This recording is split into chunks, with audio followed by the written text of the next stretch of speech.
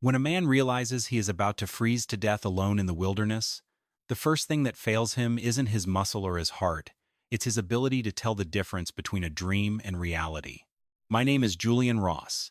I was 32 years old, and on a brutal Tuesday in late November, I was discovering firsthand just how quietly the mountain air can turn from a crisp autumn breeze into an executioner. I worked as a freelance location scout for independent films, a job that usually meant driving through breathtaking rural corridors, sipping hot coffee from a thermos, and photographing weathered barns or dramatic mountain backdrops for upcoming productions. But that afternoon, my assignment in the high country of the Bitterroot Mountains in western Montana had spiraled into a nightmare before I even realized I was in trouble. It started with a simple, foolish miscalculation. The weather forecast I had listened to on my truck radio at noon had casually predicted a mild dusting of snow, the kind of light, picturesque powder that usually dusting the evergreen pines without causing any real disruption to traffic. But high-altitude weather on the northern plains doesn't give a damn about meteorologists or broadcast schedules. By 3 in the afternoon, the sky overhead had bruised into a heavy, suffocating shade of deep purple. By 3:30, the snowfall wasn't just dropping from the sky. It was being driven sideways by an angry, 45-mile-per-hour Arctic wind that completely erased the horizon and turned the world into an orientation-destroying wall of blinding white. I was driving my trusty 1,998 four-wheel drive SUV down an unpaved, deeply rutted logging road, desperately trying to find a cutout that would lead me back to the main county highway before darkness fell. That was when the engine let out a sharp, wet pop, followed almost instantly by a thick cloud of white steam that hissed out from under the hood and froze solid against my windshield in a matter of seconds. I pulled over to the shoulder, killed the ignition, and popped the latch. When I stepped out into the biting chill to inspect the damage, my heart sank into my stomach. The upper radiator hose had split wide open, spraying coolant across the iron engine block, which had cracked from the sudden thermal shock of the sub-zero air hitting the hot metal. The vehicle was completely dead, a useless shell of frozen steel sitting stranded on abandoned logging track miles away from the nearest paved route. I sat inside the cab for nearly an hour, running the battery to keep the radio playing, praying that a ranger patrol or a local logging truck would happen to pass by. Nobody came. The sun dipped below the jagged mountain ridges, and the temperature outside began its terrifying precipitous plunge toward 25 degrees below zero. As the interior cab cooled down until my breath formed heavy ice crystals on the steering wheel, a cold realization settled into my chest. I had no cellular reception.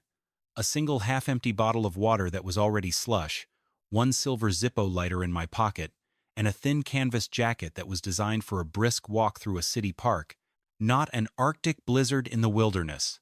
Staying inside the metal cage of my truck meant I would simply sit still and freeze to death before midnight.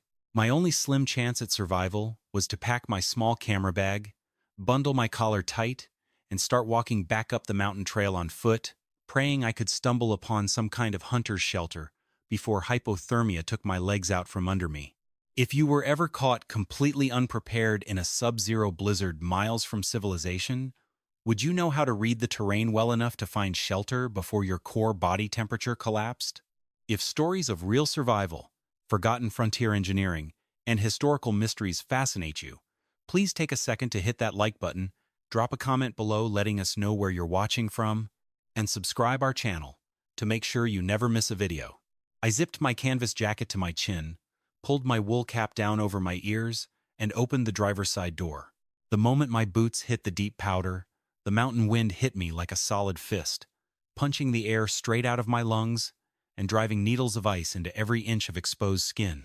I took a deep breath, turned my back to the storm, and started walking into the whiteout. The human body is an incredibly resilient machine, but when exposure sets in at 25 below zero, it degrades with terrifying speed. Within the first 10 minutes of walking, the dull ache in my toes and fingers gave way to a sharp, burning sensation that felt as if someone were holding open flames against my nerve endings. 10 minutes after that, the burning sensation vanished entirely, replaced by a dense, wooden numbness that made my hands feel like heavy blocks of timber attached to the ends of my wrists. Every step through the knee-deep powder was an agonizing physical battle. The wind picked up loose, crystalline snow from the ground and whipped it around my head in a chaotic vortex, blinding me so completely that I couldn't tell if I was walking on the logging trail or drifting off into the treacherous ravine that bordered the western tree line. I lost all sense of direction. The landscape offered no landmarks, no horizon, and no relief, just an endless, disorienting void of screaming wind and biting white dust. By the 2-mile mark, my legs had transformed into heavy, unyielding pillars of ice. My lungs burned with every ragged breath, taking in air so intensely cold that it felt like it was freezing the delicate tissues of my throat from the inside out. My eyelashes froze together every time I blinked, forcing me to use the stiffened heel of my palm to rub the ice away just to keep my eyes open for a few seconds at a time. That was when the most dangerous stage of hypothermia began to take hold of my brain.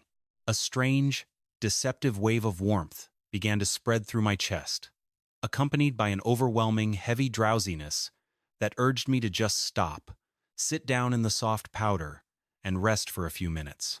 My logical mind knew that if I sat down in that snow, I would never stand up again. But the biological urge to surrender to the cold was almost irresistible, whispering to me that the snow was soft, quiet, and comfortable. My knees buckled without warning. I slammed sideways into a deep drift, rolling onto my back and staring up into the swirling black sky. The storm sounded distant now, muffled as if someone had placed a thick wool blanket over my head. I couldn't feel my feet anymore. I couldn't feel my hands. A peaceful, terrifying calm began to settle over my thoughts. I closed my eyes and allowed my head to sink back into the powder. Then, a sudden, powerful gust of wind roared down the canyon, tearing through the canopy of the pine trees above me. The force of the wind briefly blew back the thick veil of swirling snow, clearing a narrow line of sight through the timber for a split second. I forced my eyes open, intending to take one last look at the trees. But 50 yards to my left, partially obscured by heavy pine branches and buried under massive drifts, my blurred vision caught a sharp, rigid line against the natural curves of the forest. Nature doesn't build straight lines or perfect right angles. It was a gabled roofline, sagging under a massive load of snow, but unmistakably crafted by human hands. Adrenaline, sharp and electric, surged through my nervous system, instantly cutting through the mental fog of hypothermia. I didn't have the leg strength left to stand up on 2 feet, so I flipped over onto my stomach, dug my forearms into the deep powder, and began dragging myself through the snow like a wounded animal. I pulled myself forward foot by foot, gasping, coughing, and ignoring the agonizing pain in my joints, focused entirely on that dark, wooden shadow emerging from the storm ahead. As I dragged my freezing body across the final 20 yards of snow, the shadow resolved into a small, remarkably sturdy log cabin, nestled tight against the rocky base of a steep granite ridge. To anyone else, it might have looked like an abandoned, decaying shack that was long past its prime. But to my trained eye, even through the haze of advanced cold exposure, I could see that this structure was a masterclass in traditional, vernacular building design. Whoever had built this cabin decades ago understood mountain winter survival on a level that modern contractors rarely appreciate. The back wall of the cabin was a half-dugout, excavated directly into the earth of the hillside itself. That earth-sheltered back design meant that a third of the cabin's total wall space was naturally protected from wind and insulated by tons of mountain soil, leveraging the stable subsurface ground temperatures to create a natural buffer against the Arctic freeze outside. The remaining walls were constructed from thick, hand-notched, double-chinked cedar logs, fitted together so tightly that time and weather had barely managed to force them apart. The roof possessed deep, 4-foot eaves that extended far out over the front wall, creating a sheltered perimeter that kept heavy snowdrifts from piling directly against the timber foundation. I pulled myself onto the small front porch, where the thick wooden floorboards groaned under my weight but held firm. I dragged myself up to the front door, grabbed the heavy iron handle, and threw the full weight of my shoulder against the timber. It didn't budge an inch. The door was locked tight from the inside, Its heavy iron latch rusted solid into its frame after decades of disuse. I couldn't afford to waste time trying to shoulder down a solid cedar door. I turned my attention to a small, two-pane window set into the log wall to the right of the entrance. The glass was coated in decades of grime, cobwebs, and frost. Wrapping my left forearm tightly in the sleeve of my thick canvas jacket, I picked up a heavy piece of dead spruce branch that was lying on the porch floor and drove it straight through the center of the glass. The sound of shattering glass exploded through the quiet forest like a gunshot. Cold air rushed into the opening, but I reached my hand carefully through the jagged teeth of the broken frame, felt around for the brass sash lock, and flipped it open. I shoved the wooden window frame upward, hoisted my upper body over the sill, and tumbled awkwardly onto the hard floorboards inside, landing in a heap of shivering, gasping exhaustion. I lay on the floor for several minutes, pulling my knees up toward my chest, listening to the sound of my own ragged breathing filling the dark room. Outside, the blizzard howled like a pack of wolves, but inside the cabin, the air was completely, mercifully still. The indoor temperature was still freezing, probably hovering right around 10 below zero, but without the heat-stripping force of the wind, my body could finally stop losing core warmth at such a catastrophic rate. When I finally gathered enough strength to sit up, I pulled the silver Zippo lighter from my pocket, flipped open the top, and struck the wheel with my numb thumb. A small, cheerful orange flame flickered to life, illuminating the dark interior. The cabin was a perfectly preserved time capsule. Thick, gray dust lay like a velvet blanket over everything. In the far corner stood an old iron bed frame with a sagging springs and a decayed mattress. A simple pine table sat in the center of the room, alongside two sturdy wooden chairs, and on the table rested an old enamel coffee pot, a tin cup, and a kerosene lamp with a dry wick. But my eyes didn't linger on the furniture. They swung to the right side of the cabin, where a massive, beautifully constructed riverstone fireplace spanned almost the entire length of the wall. It was built from hundreds of rounded granite and sandstone boulders hauled up from the valley riverbed, mortared together into a wall that was nearly 3 feet thick. That fireplace wasn't just a place to burn wood, it was a 4,000-pound thermal battery. If I could get a fire going inside its hearth, those stones would absorb the thermal energy, hold it, and radiate heat back into the room for hours. I knew right then that if I was going to survive until morning, that stone hearth was my only ticket out. I dragged myself across the dusty floor toward the stone fireplace, knowing that every second I spent shivering in my damp clothes was bringing me closer to total physical collapse. To get a fire started, I needed fuel, but there was no neat stack of seasoned cordwood waiting conveniently beside the hearth. All that remained were the dry, brittle pieces of furniture left behind by whoever had lived here half a century ago. I grabbed one of the heavy pine chairs set near the table, raised it over my head with my stiffened arms, and slammed it down onto the stone hearth. The old, dried-out wood shattered into several usable lengths of timber, splitting cleanly along its grain. I gathered the broken chair legs and backrest slats, noting that the wood was bone dry. In building physics, wood moisture content is everything when it comes to heat generation. Freshly cut or rain-soaked pine often sits at a moisture level of 35 to 40% or higher. When you try to burn wet wood, the fire has to spend an enormous amount of its initial energy, over 1,000 British thermal units per pound of wood, just to boil off that trapped water before the timber can actually begin to combust and release net heat into the room. This dry indoor pine chair, having sat in a sheltered room for 50 years, had a moisture content of barely 10 to 12%. It was going to burn incredibly hot and fast. I reached into a small alcove beside the chimney and pulled out several yellowed, brittle newspapers that had been wadded up and stuffed into the wall seams decades ago to block drafts. The dates printed across the mastheads read December 1974. I crumpled the yellowed paper, placed it in the center of the iron hearth grate, and loosely stacked the broken pine chair slats over it in a teepee formation, ensuring there was plenty of airspace between the sticks to supply oxygen to the reaction. I flicked my Zippo lighter and touched the flame to the dry newsprint. The paper flared up with a bright, aggressive yellow pop and the dry pine caught almost instantly, sending crackling orange flames licking up into the throat of the fireplace. But instead of drawing upward out of the room, a thick, suffocating cloud of black, acrid smoke suddenly billowed out from the hearth, filling the cabin within seconds and causing me to double over in a violent fit of coughing. The smoke stung my eyes and choked my lungs, threatening to force me back out into the freezing blizzard. I immediately recognized what was happening. This was a classic thermodynamic problem known as a cold air plug, an issue caused by the stack effect. Because the cabin had sat unheated for decades, the heavy column of air inside the tall stone chimney flue had cooled down to match the negative 25-degree temperature outside. Cold air is significantly denser and heavier than warm air, creating a solid plug of stagnant, heavy atmosphere sitting inside the chimney pipe that effectively sealed the flue like a stone cap.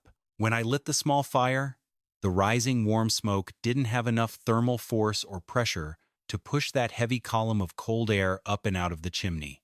Instead, the path of least resistance was for the smoke to spill backward into the living room. To clear a cold flue, you have to break the air plug before you build a full fire. I quickly grabbed a single sheet of dry 1974 newspaper, rolled it into a tight torch, and lit the top end. Holding my breath against the haze, I reached deep into the upper throat of the fireplace, holding the burning paper torch directly under the open damper inside the chimney shaft.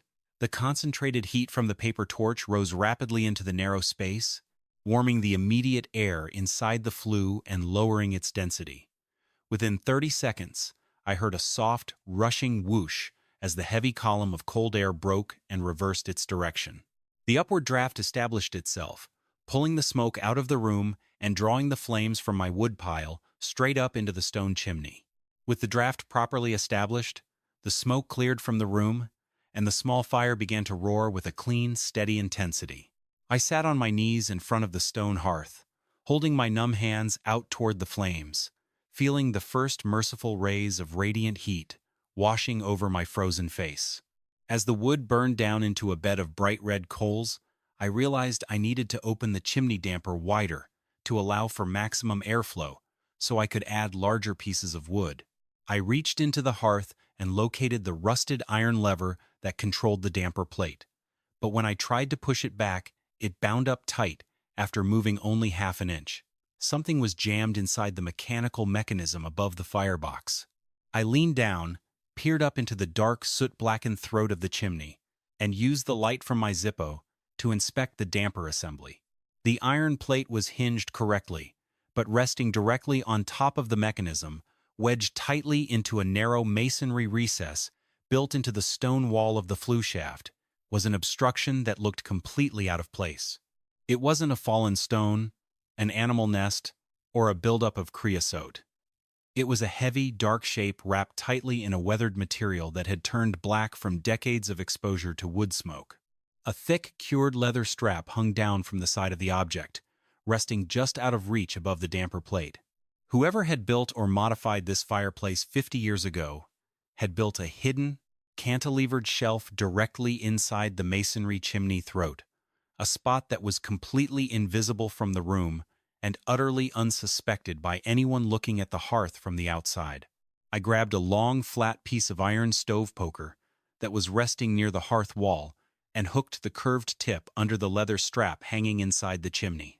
I pulled gently at first, but the object was jammed firmly into the narrow stone recess. Soot and ancient dried ash rained down onto my hands and sleeves as I worked the iron tool back and forth, trying to break the seal of decades of settled dust. I braced my boots against the stone base of the fireplace, wrapped my hand tightly around the iron poker, and gave a hard, sustained yank. With a loud scraping sound of heavy metal dragging over rough granite, the object dislodged from its hidden masonry shelf. It fell straight down through the open chimney throat, slammed hard against the iron hearth grate with a heavy, metallic clatter, and tumbled out onto the stone floor directly at my feet, sending a cloud of bright sparks and gray ash exploding up into the cabin air. I scrambled backward, shielding my face, and waited for the dust to settle. The object lay on the wooden floorboards just outside the firelight, heavy, rectangular, and surprisingly massive for its size. It was roughly the dimensions of a large steel toolbox or an old desktop ledger case, measuring about 18 inches long, 12 inches wide, and 6 inches deep. The entire exterior of the package was wrapped securely in a thick layer of coarse, heavy fabric that was heavily charred and blackened on the outside. As I knelt beside it and touched the outer material, I realized why the contents inside had survived years of heat from the chimney below. The wrapping was a heavy, fire-resistant, industrial asbestos canvas cloth, tied tightly with double-twisted copper wire that had resisted corrosion and decay. It was an ingenious piece of thermal shielding engineering, designed specifically to protect whatever was inside from the intense, direct heat of the fireplace flue. I pulled a small pocket knife from my jacket, slipped the blade under the copper wire, wrapping the heavy package, and sliced through the metal strands. I peeled back the stiffened, charred layers of fireproof canvas. Inside the fabric shield was a heavy, military-grade steel lockbox, painted a dull olive drab that was scratched and pitted with light surface rust along its edges.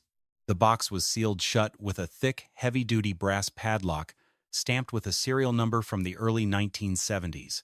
I picked up the iron crowbar I had found near the wood pile, wedged the flat chisel end beneath the brass shackle of the lock, and leveraged my weight downward against the stone floor. The old lock groaned under the force, the internal tumbler pins sheared, and the brass shackle snapped open with a sharp metallic pop. I lifted the heavy steel lid. The air inside the box was dry, and smelled distinctly of vintage paper, sweet leather, and dense metal. Sitting on top of the contents was a neat, dense stack of United States currency, held together in tight bundles with thick paper bands. I reached in and lifted one of the top straps. The bills were crisp, uncirculated $100 notes, but they didn't look like any money I was used to seeing. The treasury seals and serial numbers printed across the face of the bills were stamped in a bright, vivid crimson ink vintage red seal United States notes, issued back in 1966 and 1970. I quickly counted the bundles. There were 12 individual straps, each containing 100 crisp bills. That was $120,000 in pure, uncirculated vintage cash sitting in my hands, a sum that, given its collector grade and rare red seal status, was worth significantly more than its face value on the modern market. I carefully lifted the stacks of cash out of the box and set them aside on the floorboards. Beneath the money lay 4 heavy, rectangular metal bars wrapped in soft flannel cloth. I unwrapped one of the bars and held it up to the firelight. It was a solid gold bullion ingot, dull yellow and heavy as a brick in my hand. Stamped deep into the top surface of the metal was an official assayer's mark from the Denver Mint, along with a weight stamp, 100 Troy Oz, 999, fine gold. There were 4 identical bars sitting in the bottom of the box, 100 pounds of pure gold bullion. At current market prices, the gold alone was worth nearly $2 million. I sat back on my heels, my chest heaving, staring at the pile of wealth sitting on the dusty cabin floor. This wasn't a minor stash left behind by a weekend prospector or a local trapper. This was a fortune. At the very bottom of the steel box, resting beneath where the gold bars had been placed, was a thick, leather-bound accounting ledger and a heavy manila envelope that was sealed shut with dark red wax. Written across the front of the envelope in dark, elegant cursive handwriting that had faded slightly over the last 50 years were 4 simple words. For Clara Vance, read first. I carefully picked up the wax-sealed envelope, slipped my pocket knife under the flap, and broke the brittle red seal. Inside was a 4-page letter written on thick, lined legal paper, dated the 12th of December 1974. I leaned closer to the warm light of the fire, unfolding the brittle pages, and began to read the neat, steady handwriting. My dearest Clara, if you are reading these words, it means my attempt to reach the federal courthouse in Missoula has failed, and that Victor Harrison's men have finally closed the ring around me. I am writing this from the small trapper's cabin on the upper ridge of the Bitterroot, while a blizzard rages outside that I pray will cover my tracks for at least a few hours. I know what everyone in town has been saying about me over the last 2 weeks. They are calling me a thief, a liar, and a traitor to this county. They say I broke into the sheriff's safe, and stole public funds meant for the Valley Road project. But you know the truth, Clara. You know that Victor Harrison, before he put on a judge's robe, and before he bought his seat in the state senate, and built his entire real estate empire by stealing land from every small homesteader between here and Flathead Lake. For 15 years, Harrison used his position as deputy sheriff to orchestrate a massive, fraudulent land grab scheme. He manufactured fake tax default notices, altered county land survey maps, and forged foreclosure documents to strip dozens of hardworking families of their ranches when they couldn't afford to fight him in court. My father lost his land to Harrison's forged papers in 1968, and it killed him within a year. Harrison didn't just steal our property, he stole our family's future. 2 nights ago, I broke into Harrison's private vault at the county records office in Hamilton. I didn't steal public money. I took back what he stole from us, the gold bullion he accepted as bribes from the mining syndicates, the cash he extorted from local ranchers, and most importantly, the master ledger. The leather journal enclosed in this box is Harrison's personal book of record. It contains 15 years of handwritten entries detailing every bribe he paid to local surveyors, every forged land title, every illegal foreclosure, and the names of every corrupt official currently sitting on his payroll. It is complete, undeniable proof of a criminal network that stretches from the county courthouse straight to the state capitol. I am hiding this box inside the double-walled masonry throat of the cabin chimney, protected by a heat shield I constructed. If Harrison's security men catch me in the snow tonight, they will kill me, but they will never think to look for the evidence inside a working fireplace. Do not trust the local police, Clara. Do not trust the county sheriff or anyone wearing a badge in this district. They are all owned by the Harrison family. If I do not come for you by spring, take this ledger directly to the Federal Bureau of Investigation office in Helena. Show them the pages from 1,968 and 1,972. I love you with all my heart, Clara. Whatever happens in these mountains tonight, know that I fought to the very end to clear our name and give you back the life you deserve. Forever yours, Henry Lindell. I lowered the letter, my hands shaking slightly.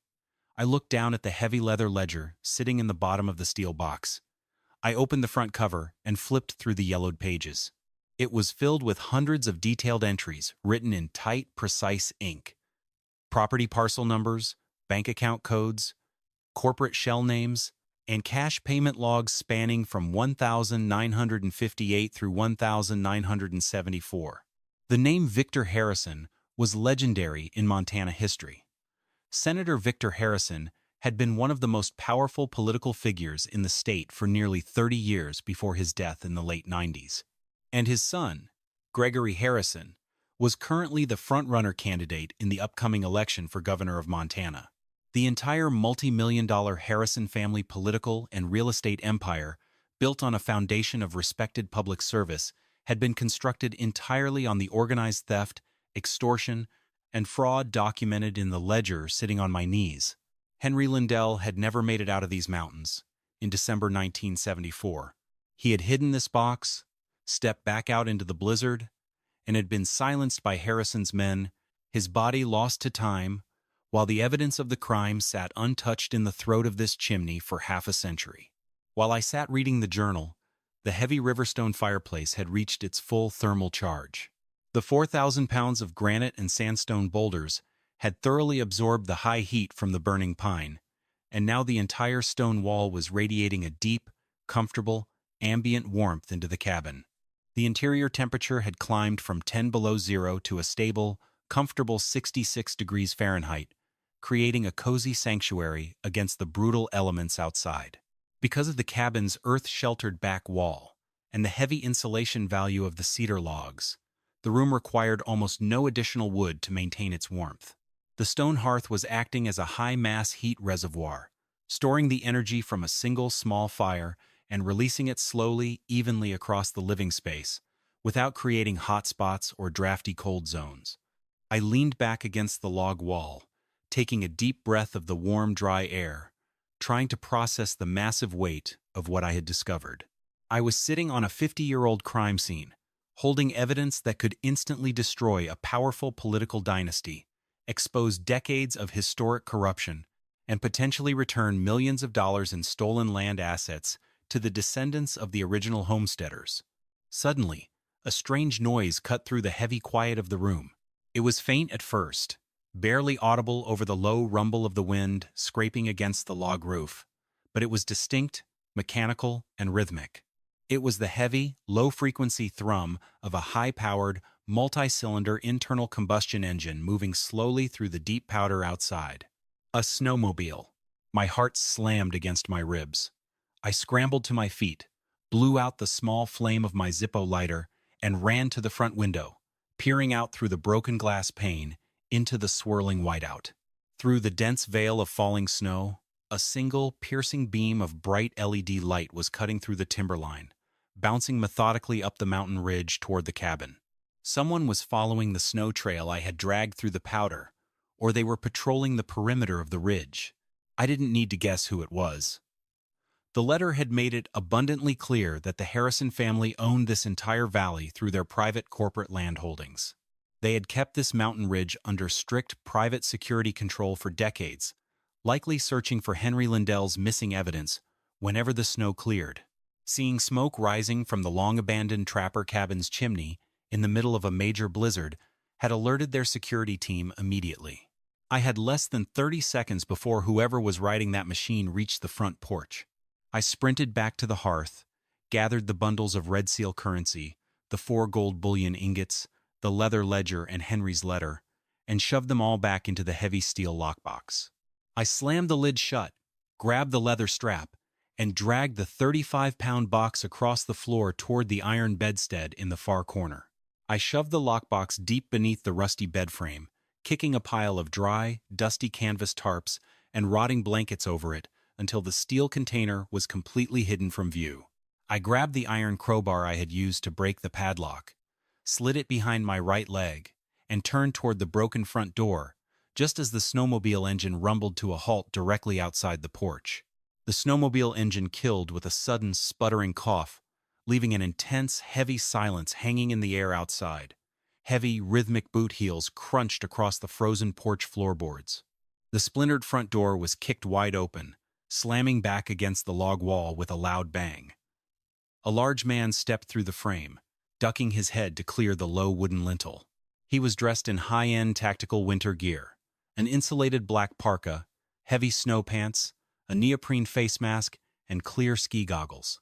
Slung across his chest was a modern, scoped, semi-automatic hunting rifle held loosely in gloved hands.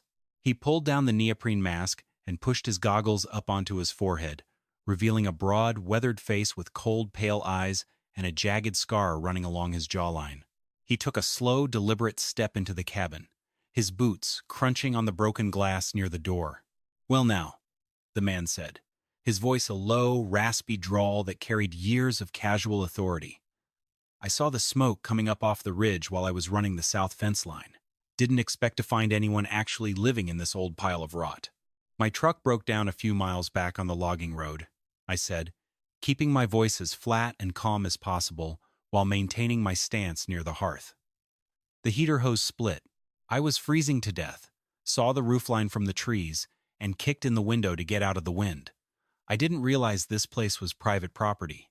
"It's private, all right," the man replied, his eyes slowly scanning the room, taking in the shattered wooden chair, the roaring fire, and the general layout of the cabin. "Harrison Mining and Timber owns everything from the creek bed to the timberline. My name's Frank Callahan. I'm the head of land security for the Harrison estate." He stepped further into the room, unslung his rifle, and rested the butt of the stock casually against his thigh. But his eyes weren't looking at me anymore. They were searching the details of the room with a practiced, structured discipline. "You got a fire going pretty fast," Callahan noted, taking another step toward the hearth. "Must have been a lot of dry kindling sitting around." "Just smashed up an old chair," I answered, shifting my position slightly to keep the iron crowbar concealed behind my right leg. "I'm just trying to stay warm until the storm breaks tomorrow morning, then I'll walk out to the main highway." Callahan didn't answer. His gaze had landed on the stone floor directly beside the hearth. Lying plainly on the flat granite, illuminated brightly by the orange glow of the fire, was the heavy, snapped brass padlock and the cut copper wires I had sliced off the asbestos wrapping just minutes before. The bright, freshly sheared yellow metal of the lock shined like a flare against the dark, soot-stained floorboards. Callahan's eyes locked onto the snapped padlock. The casual, mild curiosity in his expression instantly vanished, replaced by a cold, rigid intensity. He slowly raised his head and looked at me, his hand tightening around the grip of his rifle.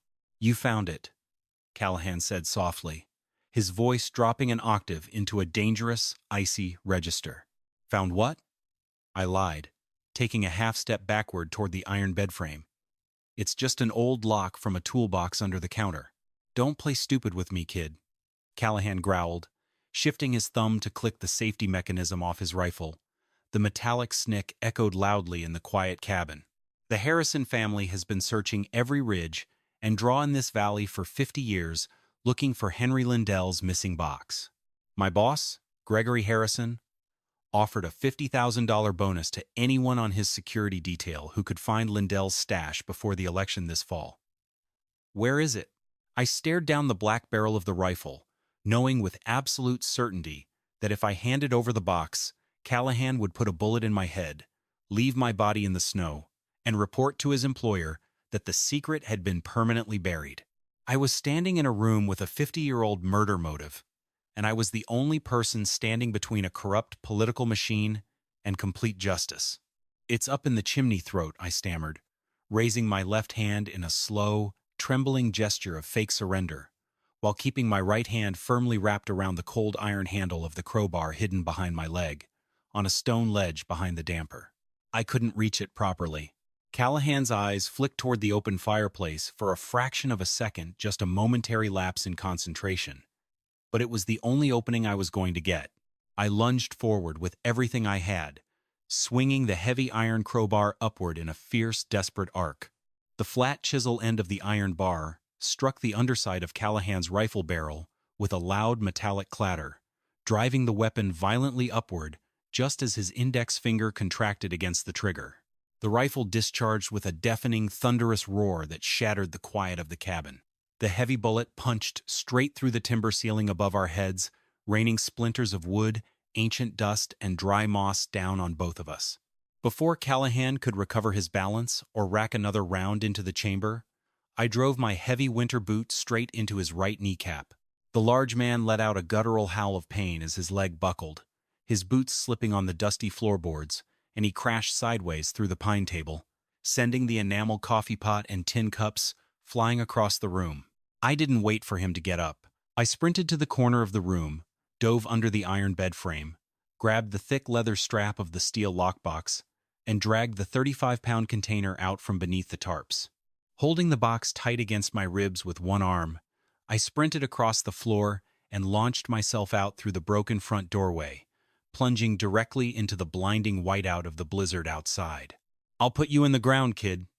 Callahan's furious voice roared from inside the cabin, followed by the heavy, metallic rack of his rifle bolt. Callahan's snowmobile was idling on the snowdrift 10 feet from the porch, its bright halogen headlight cutting a sharp beam through the swirling storm. I vaulted over the seat, shoved the heavy steel lockbox between my knees, grabbed the handlebars, and slammed the throttle wide open. The snowmobile's heavy rubber treads bit violently into the deep powder, launching the machine forward with a loud mechanical scream. A second rifle shot cracked through the storm behind me, the bullet snapping clean through the pine branches above my head, but the wind immediately swallowed the sound as the snowmobile accelerated down the mountain slope. I rode blind through the storm for nearly 45 minutes, navigating the treacherous downhill slope by sheer instinct, dodging the dark shapes of pine trees and rock outcrops as they materialized out of the whiteout inches from my handlebars. My hands froze into rigid claws around the grips, but I kept the throttle pinned, descending the ridge until the thick forest abruptly parted and the bright, sweeping yellow headlights of a long-haul semi-truck flashed through the storm ahead. I had reached the illuminated asphalt of Interstate 90. I skidded the snowmobile to a halt beside the highway shoulder, flagged down an oncoming state snowplow, and climbed into the warm cab, clutching the steel lockbox tight against my chest. Remembering Henry Lindell's 50-year-old warning, written in his letter, "Do not trust local badges," I refused to speak to the county sheriff's department when the snowplow dropped me off at the highway division depot. Instead, I demanded to be put in direct contact with the Federal Bureau of Investigation field office in Helena. 2 days later, I sat in a secure, windowless conference room inside the federal building in Helena, flanked by 2 senior FBI special agents and an assistant United States attorney. Resting on the polished oak table in front of us was the open steel lockbox, its contents spread out under the bright fluorescent lights. The 4 stamped gold bullion ingots, the stacks of vintage red seal currency, Henry Lindell's 1,974 letter, and the thick, leather-bound ledger. The lead federal prosecutor turned the brittle, yellowed pages of the ledger with gloved fingers, his eyes widening as he read through the detailed entries written in Victor Harrison's own hand. "This isn't just evidence of historic fraud," the prosecutor said quietly, looking up at his agents with a look of profound astonishment. "This ledger details an organized, multi-generational criminal enterprise.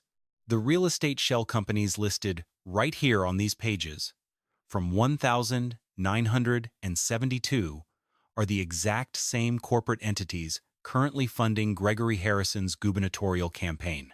The federal response was swift, relentless, and absolute. Using the precise bank account numbers, property parcel records, and transaction logs documented in the ledger, federal agents executed simultaneous search warrants on the Harrison corporate headquarters in Missoula and the family's private estate in the Bitterroot Valley. Within 3 weeks, the story exploded across national news headlines. Federal grand jury indictments were unsealed, charging gubernatorial candidate Gregory Harrison and several high-ranking county officials with conspiracy, extortion, money laundering, and racketeering. The Harrison political machine, built over half a century on stolen land, coerced foreclosures, and silence, collapsed completely under the undeniable weight of the evidence Henry Lindell had hidden in the chimney throat 50 years before. 4 weeks after the storm cleared, I drove my newly repaired truck to a quiet, sunlit, assisted living facility situated on the outskirts of Spokane, Washington. I walked down a quiet hallway to room 204, knocked gently on the doorframe, and stepped inside. Sitting in an armchair by a large window, overlooking a garden, was 78-year-old Clara Vance.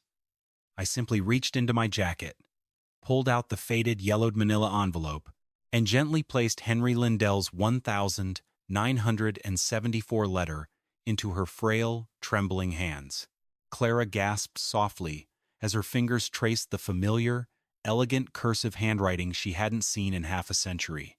Tears spilled quietly down her wrinkled cheeks as she read Henry's final words, learning after 50 long years of painful uncertainty that the man she loved had never abandoned her, never stolen public money, and had fought to his very last breath to protect her and honor his family's name. The federal courts subsequently initiated a special restitution tribunal using the recovered gold bullion and the ledger's land records to restore millions of dollars in estate value to Clara Vance and the surviving descendants of the victimized 1970s homestead families. Corruption can build immense dynasties out of paper, wealth, and stolen power, but it remains remarkably fragile when exposed to simple, unyielding truth. Like a 4,000-pound stone fireplace built by hand in the Montana wilderness, genuine justice possesses a thermal mass of its own. It can sit cold and silent in the dark for 50 years, but once lit, it holds its warmth long after the storm has passed. If this story of frontier survival, hidden history, and ultimate justice moved you, please hit that like button, share this video with your friends, and subscribe our channel with notifications turned on so you never miss our upcoming historical survival dramas. Stay warm, stay safe, and keep exploring. This video presents a historically inspired narrative reconstruction created for educational, storytelling, and entertainment purposes. While the thermal physics, building science concepts, such as thermal mass, dead air gaps, and flue stack mechanics, and historical settings reflect real physical principles and documented regional practices of the American West, Specific characters, names, and dramatized events are fictionalized. Any modern application of building methods or survival techniques should be evaluated according to current building codes, local safety guidelines, and professional engineering standards.